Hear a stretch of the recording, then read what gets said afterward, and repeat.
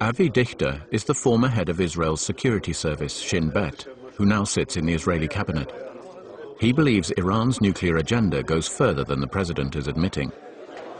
There is no doubt about the fact that Iran is building a nuke bomb. All intelligence services around the globe, whether it's the CIA, the MI6, the European other intelligence services, and the Israeli Mossad, and the Israeli intelligence of the army, all of them are sharing the same information about the intention of Iran to build a nuke bomb.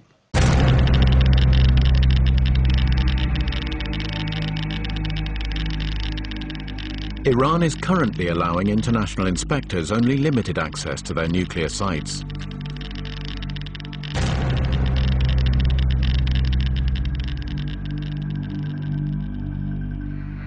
I don't think that Iran will hesitate to cheat and take the opportunity of appearing as though they look for civilian energy and in fact trying to produce military bombs. You could have the development of a parallel program that's undetected. At some point, Iran would get enough centrifuges operating and produce enough highly enriched uranium for a bomb, and you wouldn't even know it happened. Opinions vary on how long it would take Iran to actually construct a warhead, anything from 3 to 10 years. But for Israel's military leaders, that is not the point. We all are speaking about question of a couple of years, not more than that.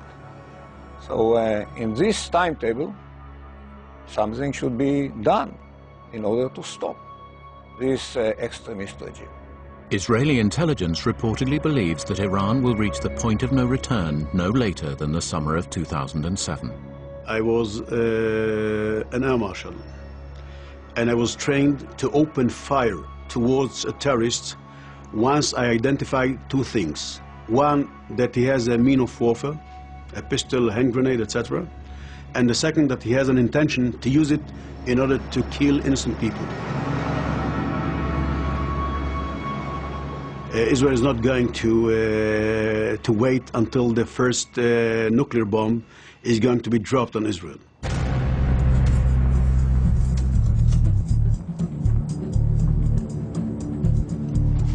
Israel's leaders believe the defining moment when Iran proves that it can produce weapons-grade uranium is just around the corner.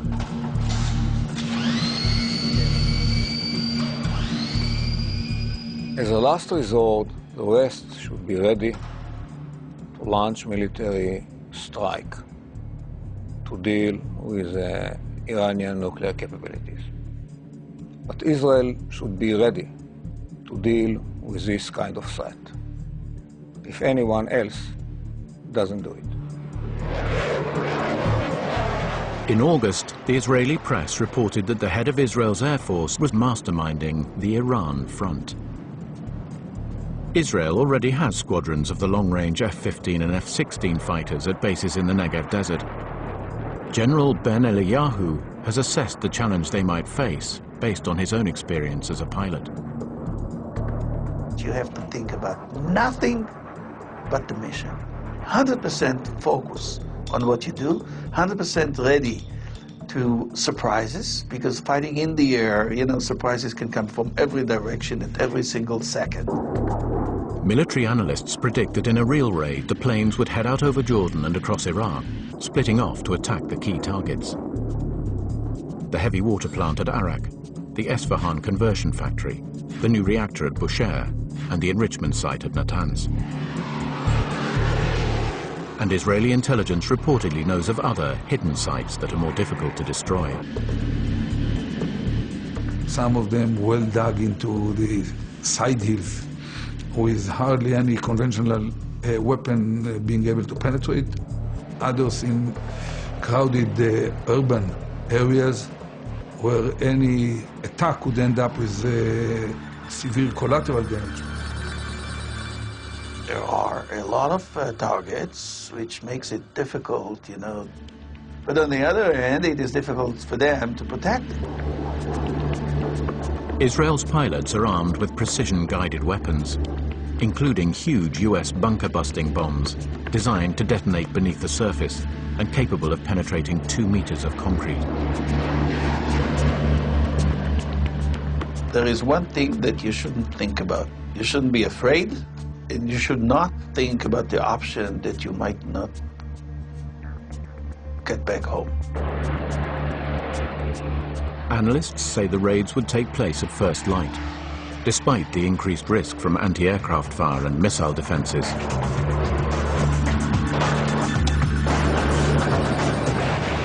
For now, it's just training, but reports suggest that Israel has already devised detailed plans for the raid. With a good planning, it can be done, no doubt about it.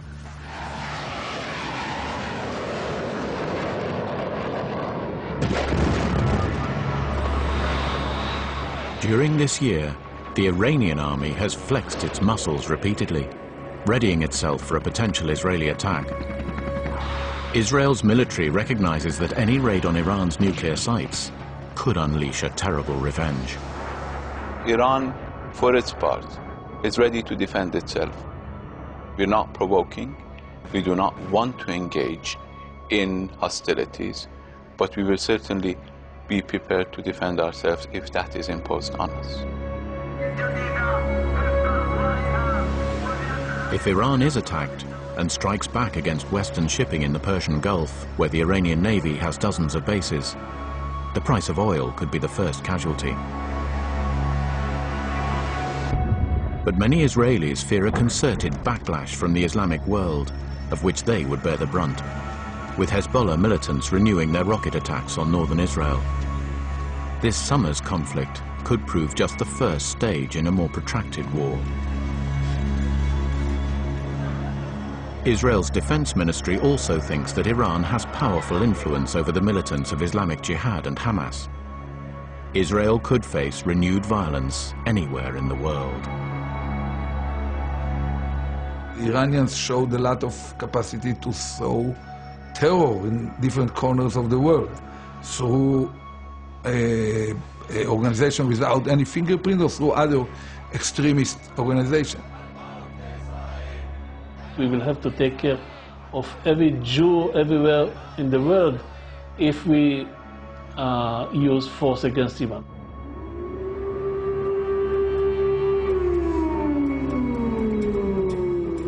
In some Israelis' eyes, the possibility of nuclear attack on Israel's cities is so horrific that the government must act to prevent it.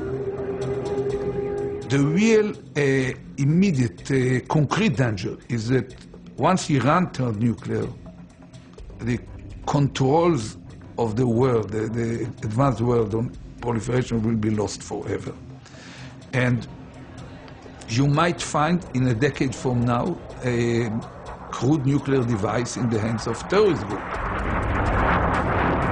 The raid on the nuclear plant at Osirak 25 years ago shows that Israel is prepared to go it alone at a moment of crisis.